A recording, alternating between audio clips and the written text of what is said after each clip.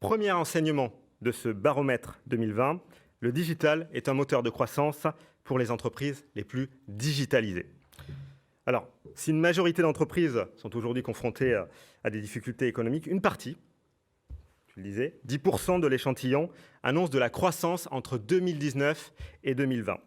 Et ces entreprises ont maintenu la part du digital dans leur chiffre d'affaires, dans leurs revenus, qui tend même à la hausse entre 2019 et 2020. On passe de 13% versus 11%, 13% en 2020 versus 11% en 2019. Sous la percée d'entreprises, on voulait aussi le souligner, qui réalisent plus de 50% aujourd'hui de leur chiffre d'affaires grâce au digital. Pour ces entreprises en croissance, donc, regardons quelle est la contribution du digital. Eh bien, c'est un plébiscite. Le digital contribue, on le voit ici, pour 68% d'entre elles à leur croissance. Et elles le mesurent concrètement, puisque ça représente plus de 25% du chiffre d'affaires pour une entreprise sur 10.